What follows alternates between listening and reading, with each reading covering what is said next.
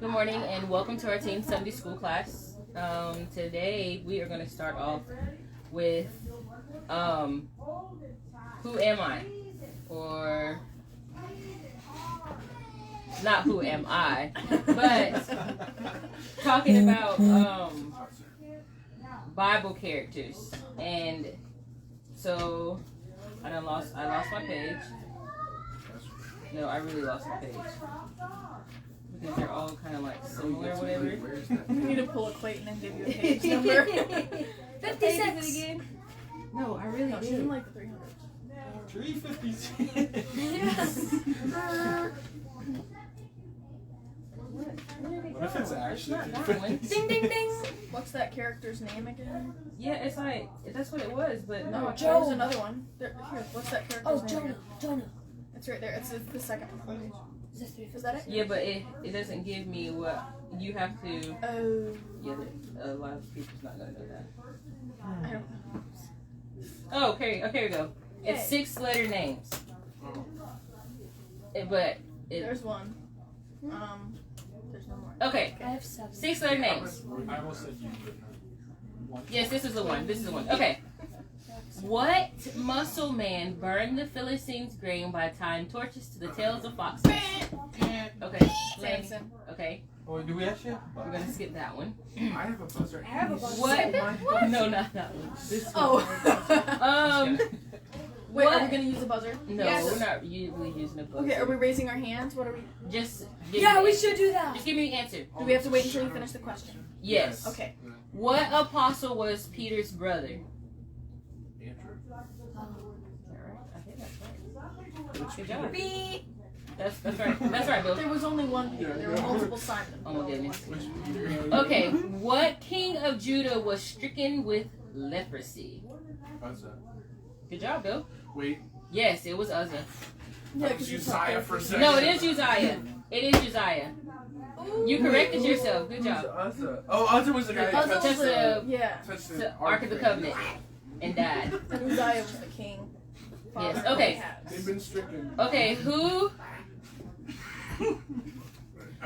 killed the Syrian king Ben-Hadad by smothering him with a wet cloth? Oh boy. Oh. Is this in the Bible? Mhm. Is it one of those Dead Sea Scrolls? It's a name that you probably do not hear a lot. No, I don't know. Hey, Dad. What cloth Doesn't with have like to be gasoline or water? Jeff Bezos. Just oh, it's in a Potato. It starts with an H. Hezekiah. No. the king. That's not the six king letters. killed the other king. I don't know. Haziel? Oh, I don't know that. It's in 2 Kings 8:7. I don't know. Let's look at that because I don't ever Did we recall. start? Oh, we didn't. Just imagine it's not in the King James version. No, 8:7. Even if you do find it, you can't read it. And Elisha came to Damascus, and Ben-Hadad, the king of Syria, was sick, and it was told him, saying, "The man of God is come hither." And the king said unto Haziel, "Take a present in thy hand, and go meet the man of God, and inquire the Lord by him, saying," 15. And it came to pass on the morrow that he took a thick cloth and dipped it in water and spread it on his face, so that he died, and Haziel reigned in his stead. Isn't that Torture. That's even worse than what J.L. did. I think. It's not as worse as gasoline. Okay. yeah. That's All right. interesting. What piece of time? Jacob wept with love and joy over what beautiful woman? What? Wet. It's crying. Jacob. Rachel? Yes. Philip. Who evangelized the Ethiopian eunuch? Oh, yeah. Good job. Who was commissioned by an angel to save Israel from the raiding Midianites? Get him. Flathead. Oh. What friend of Paul was one of the many Jews expelled from Rome by order of the Emperor Claudius? Wrench. What? What friend of Paul was one of the many Jews expelled from Rome by order of Emperor... Barnabas. I can't even say it now. Emperor Claudius. Barnabas. Abraham? Silas? No, he was a Gentile. When you think of them, you put their... When you think of this Priscilla and person... Aquila. Who? That's a Did clue. he get here? Yeah, Aquila. Hammerhead. Aquila. Oh, Yeah. I thought you Okay. said Abraham. You obviously. What two prophets were separated by horses of fire? Elijah and Elisha. Mm-hmm. They're the same name. I said Elijah, Elisha. It's Okay. AH. Who had his lips touched by a live coal held by an Isaiah. angel? Okay. No, we said you have to answer when you finish the question. Isaiah. Ew, the kids. Who was the oldest of Jacob's brood of 12 sons? Oh, the oldest? Reuben. Judah. Reuben. No, you're right. It was Reuben. Wait, so what? The coat of many colors now. That's I almost said Everyone just Joshua. keep track Isn't of that the yours. youngest? Joshua. I was about to say Joshua. Yeah. How? Okay. Is he the middle child or what? What Persian queen upset the king and his cronies Yeah. by refusing to appear before them at their I drunken thought she was banquet? done. That's all I That's right. needed. I'm better than Yeah, you. okay. I knew it anyway. Oh, better better than than Who you. heard? Who heard God's voice after running away from Queen Jezebel? Elijah. Good job. I said first. What Canaanite Okay. commander I was finished murdered yours. by Jael, who drove a tent peg into his skull? Wait, I was just talking about this. Sister. Yeah. Yeah. Sister. He was sleeping and she. Oh, the cut What head? Canaanite? Wait, No, she she put a tent post through his head. A tent Yeah. stake. She hammered it through his head. What Canaanite commander? Oh no. She's crazy. That's Skip peaceful one. times. What pagan prophet was trapped against the wall by an angel with a drawn sword? Balaam. What sorcerer, an opponent of Paul, was struck blind? Simon. No, Oh, that really is a hammer. Eliphas? Elemus? Elemus? Elemus, yeah. Elemus. She was closer. I thought it was. Oh no, that's you're right. Simon What Sorcerer. judge had 70 sons? Oh wait. what? What judge has 70 sons? Oh, wasn't it the story about I don't have 70 sons. the guy that Just like you have. the devil wanted to like None. do a test on one of God's I don't know loyal this sons? actually. It says Gideon.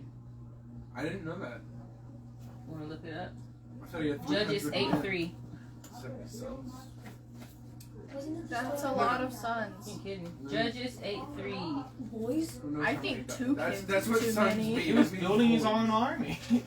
Yeah, 300 God had men. I don't delivered- even need okay. that anymore. Just Gideon, say 70 kids. God And had they all delivered fight each into other your anyway. hands the princes of Midian, Oreb, and Zeb, and what was I able to do in comparison of you? Then their anger was what? 8-3. Judges. Oh, girl, it says 8:30. Gracious alive. And Gideon had 70 sons of his body begotten, for he had many wives. Well, Oh, well, that makes sense. Oh. all right. So, Let's move on. what Hebrew military leader was told by God to cripple his enemies' horses? Well, Wait, read that again, please. What Hebrew military leader was told by God to cripple his enemies' horses? Hebrew. Joshua? Yes. Okay, that's what I thought. Hebrew, it wouldn't Joshua be Hebrew, it'd be 11, like Israelite, 6. you know. And the Lord said unto Joshua, Be not afraid because of them, for tomorrow about this time will I deliver them up all slain before Israel. Thou shalt hew their horses and burn their chariots with fire. Okay. Who prophesied to the Shunammite woman that though her husband was too old, she would bear a child? Elisha. Wait, who would you say? He said Elijah, I said Elisha. Shah. It's Shah. Oh, no, you're Yes, right. I was thinking of that widow lady with the oil. Yeah, that was Elijah. Okay. Oh, I learned So- what This is something similar to what I was gonna do anyway, but notice the stories about the different people that we talked about. You can talk about the story of Samson. You can talk about Lamech, Uzziah. You can talk about Rachel. Gideon is a really big story. Aquila and Priscilla, Elijah and Elisha talk about their many miracles and stuff that they done. Isaiah. Reuben, being the tribe of Israel, not so much that one. This Balaam and Joshua, and all of them, even the ones I didn't name, they have a story. More like some of them is more not just a story, but it's a testimony about what they were and how their lives were changed. And so I wanted to do that to be able to get into our lesson. So I picked 2 people from the Old Testament, which there's so many in both Old and New Testament. And we're going to talk about what they were, and then who they were, and then what they became. Who they became after they came to God or fully turned their life over to God. And so I don't know if we have any Bibles in here so y'all can read. There's 2 up top. Like read the scriptures or see the scriptures. It's a Clayton size Bill. Bible. There's a purple one up there. I'll take that one, I guess. Topical Bible. And then there's 2 other Bibles up on top of the world. I mean, does anybody want this one? Holy Oh, is it the Bible. big one? Yeah. I want that one. Wait, that's a dictionary. Just kidding. Oh, that one. Okay. That's the dictionary. No. There's a. There's no, we don't need it anymore. There's You 2. were taking Here's one. Bill. We have Oh, enough. that's not one. King James Version Holy Bible. Okay. Okay. Wow. Alright, so these are my notes. So my question is, what has God changed in you, and what has been done for him since then? Is what we're gonna talk about. So, Bill, what has God for you? What has God done for you, and what have you done since then? I mean, I know you're just 16, but I guess it kind of changed my attitude about things where I'm not, as, I don't want to do things anymore that I used to do. And then what have you done since then? I guess this ministry is a big part of it, with all the stuff that we're doing and being able to help people and that. Yeah, okay. Kenton, what has God done for you, and what have you done since then? Well, he's done a lot. Yeah. He's made me more understanding. I've been trying to be a more optimistic person. I think he's helped with that quite a bit. And what have you done since then? What? Just in general, I've helped quite a bit of people at school. That's good. Good. Clayton, what has God done for you, and what have you done since then? He has helped me to become like a nicer person. And less attitude from my mom. And what have you done since then? I've been like more understanding, more thankful for the things I have, and the great congregation and friends.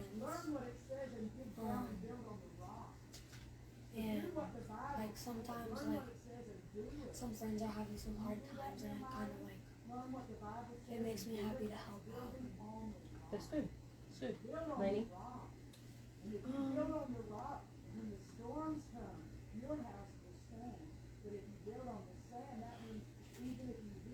I feel like the Lord has really made a difference in how I think about things. Like, my perspective on some things has kind of changed. Okay. And I'm really thankful for that. And since then,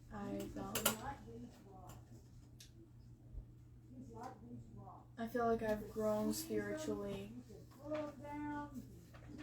and I don't know, it's,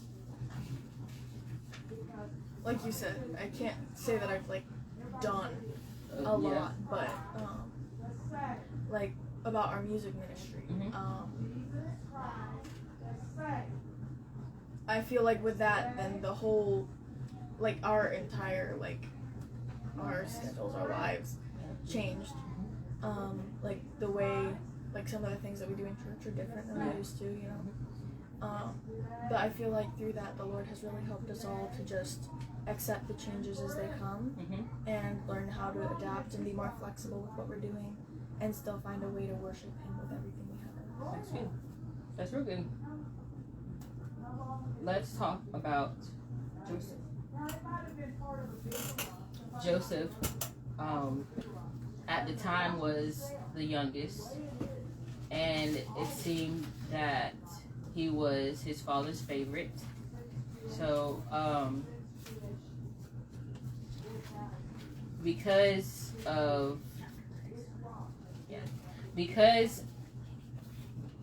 that, Joseph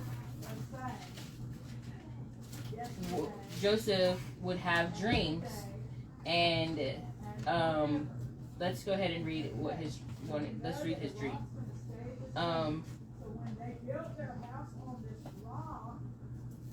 Lanee, read verses 5 and 6. This chapter, Genesis 37. And Joseph dreamed a dream, and he told it his brethren, and they hated him yet the more. And he said unto them, Hear, I pray you, this dream which I have dreamed. Clayton 7 and 8. Genesis 37. Page 61. That's not Wait, this is at page 61. For ye behold, we were binding sheaves in the field, and lo, my sheaf arose, and also stood upright, and behold, our sheep stood round about, and made obeisance to my sheaf. And his brethren said to him, Shalt thou indeed reign over us? Yeah, that's right. Or shalt thou indeed have dominion over us? Dominion. And they dominion over us. And they hated him yet the more for his dreams and for his words. 9 and 10, Bill. And he dreamed yet another dream, and told it his brethren, and said, Behold, I have dreamed a dream more, and behold, the sun and the moon and the 11 stars made obeisance to me. And he told it to his father and to his brethren. And his father rebuked him, and said unto him, What is this dream that thou hast dreamed? Shall I and thy mother and thy brethren indeed come to bow down ourselves to thee to the earth? Okay. Kenton, don't continue the matter. Please don't. That was pretty bad. Verse 11. And his brethren envied him, but his father observed the same. Okay. So, Joseph was having these dreams, and in his dreams, he was seeing that everybody was bowing down to him. Well, he's the youngest. It's not the youngest that they're supposed to be really bowing down to, but the oldest. Because Bible days, the oldest was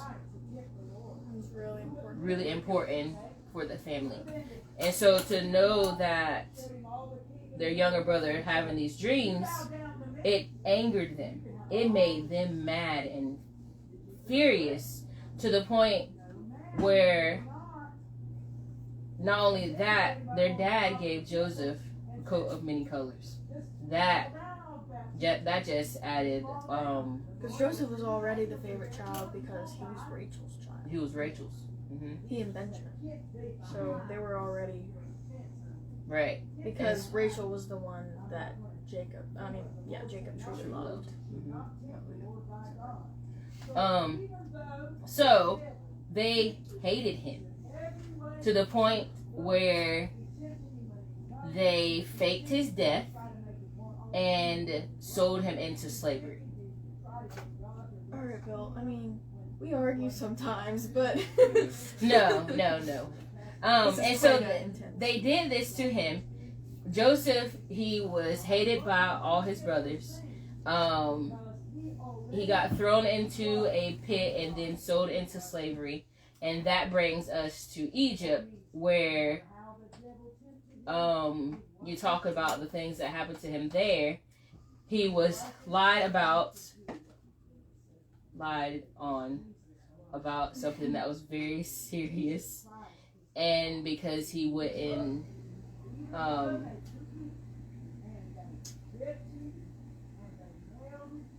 It's him. You've been lied on. Yeah, he was cheated, talked about, mistreated. Yes, rebuked, scorned. Yes, talked about. Right, but so, and then okay, he was actually inside the ground. So his brothers tried to kill him, sold him into slavery. He was lied on and then thrown into prison. This is Joseph we're talking about. He's 17. What has he done wrong?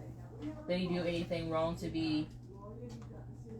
Okay, so when you think of Joseph now, let's go to Genesis chapter 41, 39 through 42. You see the story of Joseph and how it all led to this. His father is heartbroken because his father thinks his son is dead. His youngest son is dead. And so, through all of this, God was working a plan for Joseph's story to be different from how it started to what it was before, like when Joseph died. And so now Joseph, and Pharaoh said unto Joseph, see, I have set thee over all the land of Egypt. And Pharaoh took off his ring from his hand and put it upon Joseph's hand, and arrayed him in vestures of fine linen, and put a gold chain about his neck. So now Joseph is under Pharaoh, but the ruler of Egypt. And so when you go back and think about the dreams, this is what it was. He was dreaming about what was going to be his future. But his family didn't understand that. But if you look, it said that his father, in verse 37:11, but his father observed the saying. So it was almost like his father was understanding it wasn't just some young boy making up these things. That was, especially when you had two dreams. But sometimes when you're grieving and traumatic events, sometimes you forget things. Yes, that is true. That is so true. But so Joseph's story before and Joseph's story now. He helped Egypt. And because he listened and obeyed God, even through his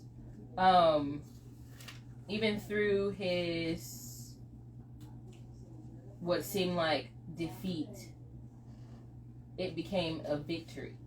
Because he trusted God through it and didn't sit in the mud and wallow in his sorrow. Right, and I was trying to find where it said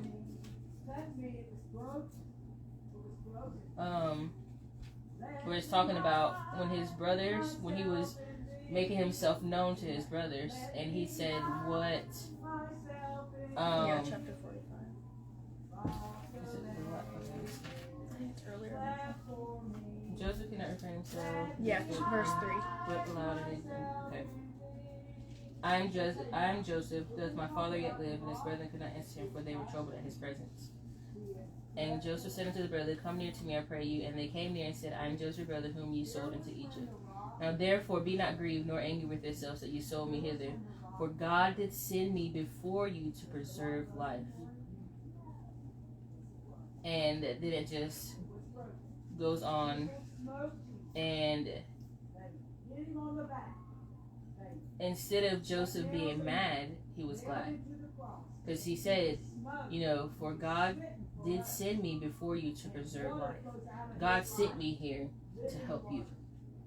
Even though you're probably grieved that you did such a terrible thing to your father and to the family, you see that it was for good. Okay, so that's Joseph's story, and you'll see that Joseph brought his family to Egypt, and he was a great ruler. He not only helped the children of Israel, but he helped the whole land of Egypt. So his story changed. What did God do for Joseph? And then what do you see that Joseph has done? Joseph was put in a situation, but with that he still served God, and God used that to deliver his people, and then God uses it again to deliver his people, and it wasn't Joseph at that time. But all right, let's talk about our wonderful Job. We all know the story of Job.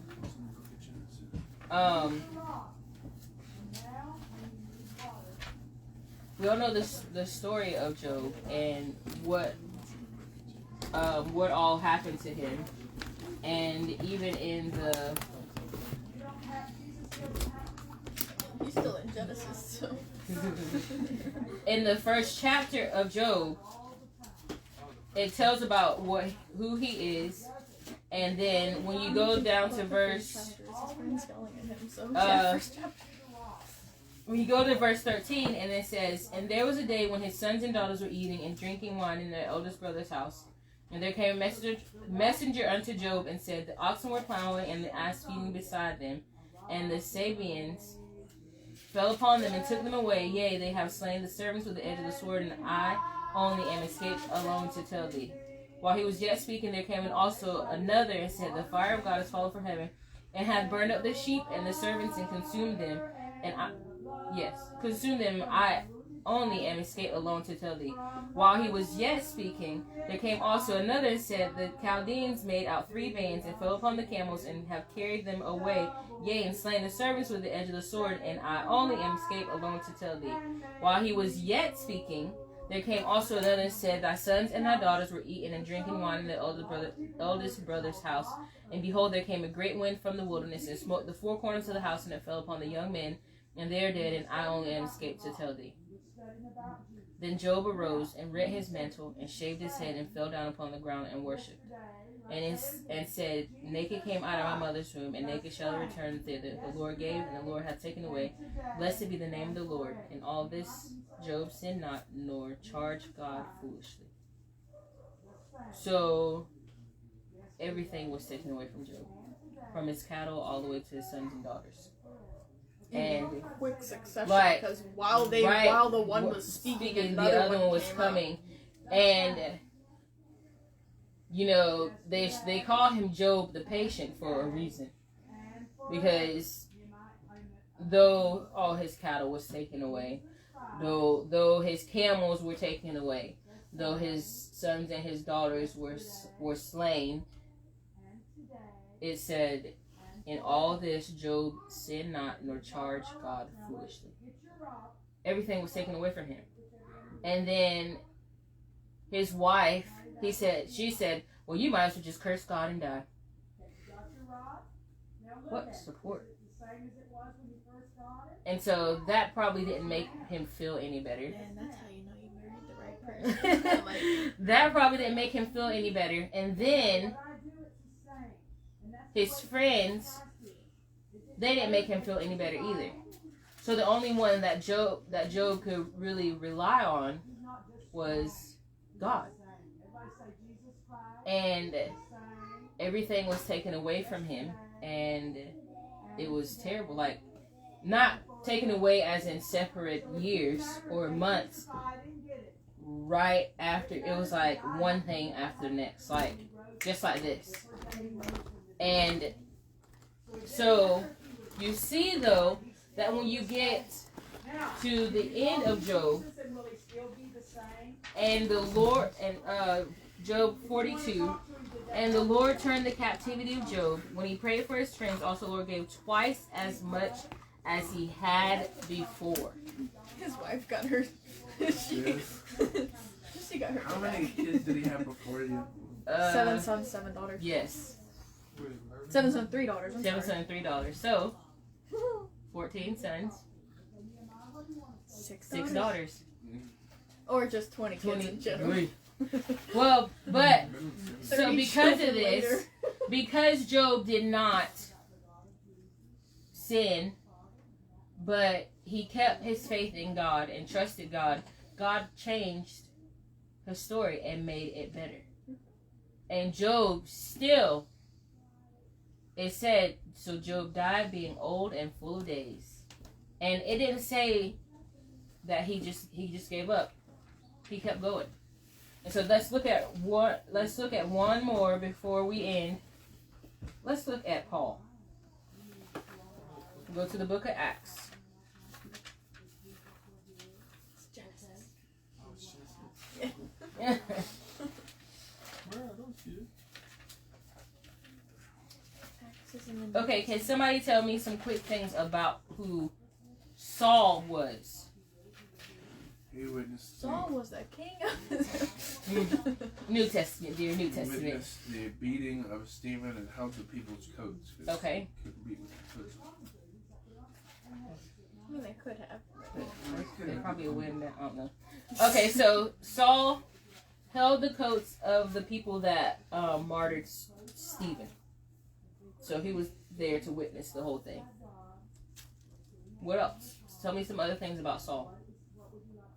We're talking about Saul, not Paul. We're talking about Saul.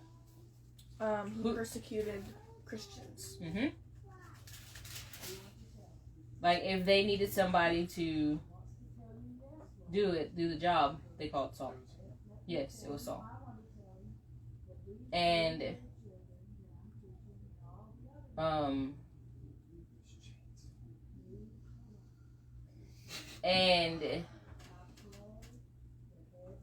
when you look at his story of who he was, Saul, we're talking Saul, before he became Paul,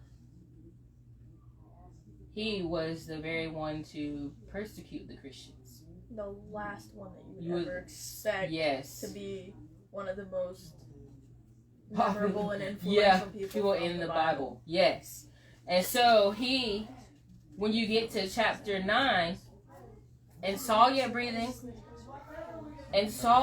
out threatenings and slaughter against the disciples of the Lord, went unto the high priest, and desired of him letters to Damascus to the synagogues, that if he found any of this way, whether there were men or women, he might bring them bound unto Jerusalem. And as he journeyed, he came near Damascus, and suddenly there shined round about him a light from heaven.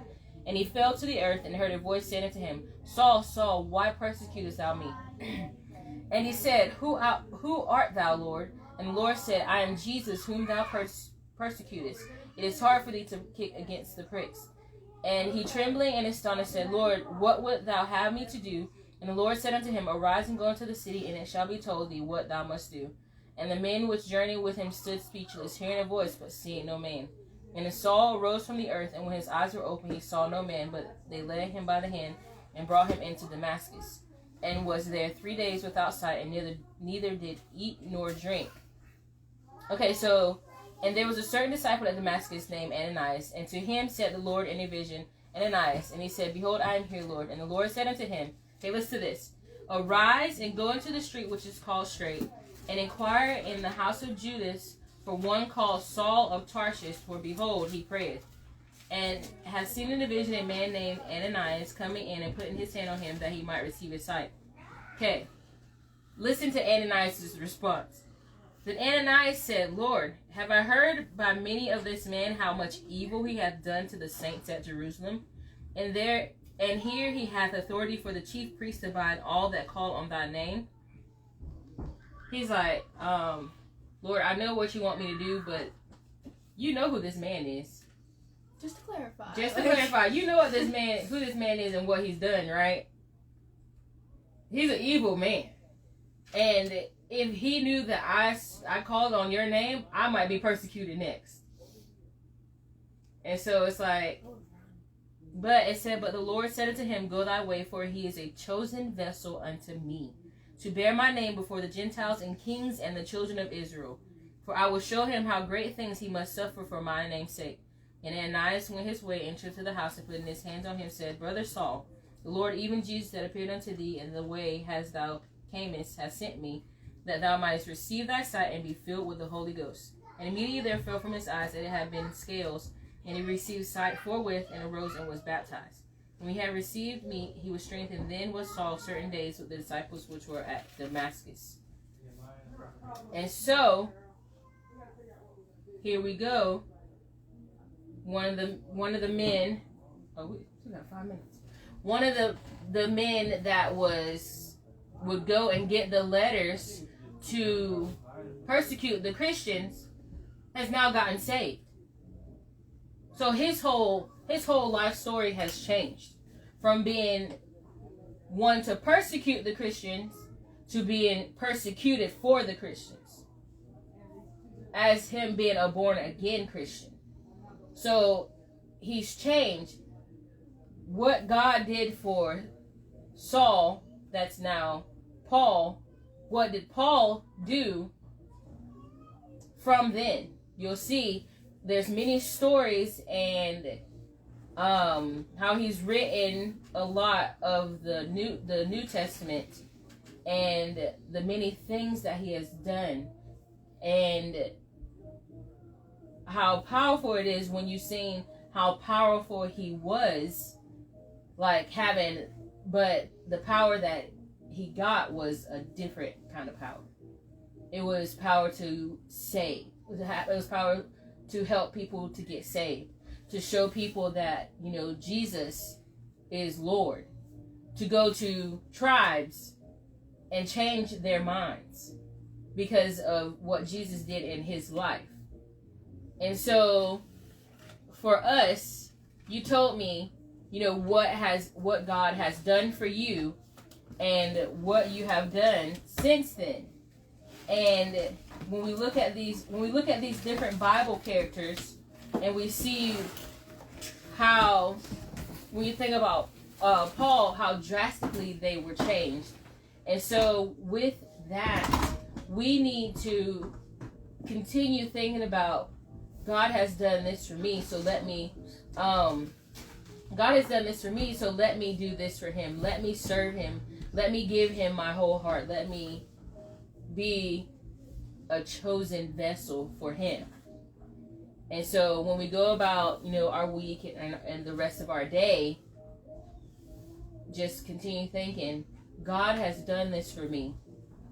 Lord, help me to be what I need to be for him. Right. Even being young, even being, what are you, Clayton, 12? 11? 11, about to be 12, right? Okay. And then, or even being 16, no matter what the age is. Help us to be that chosen vessel to be able to help other people also and go through, you know, life knowing that it wasn't for me that I did this, but it was for God that I did this, no matter what. So that is the end of our Sunday school class. I pray everyone has a great rest of the day, and hope that you come and join us for our Sunday morning service.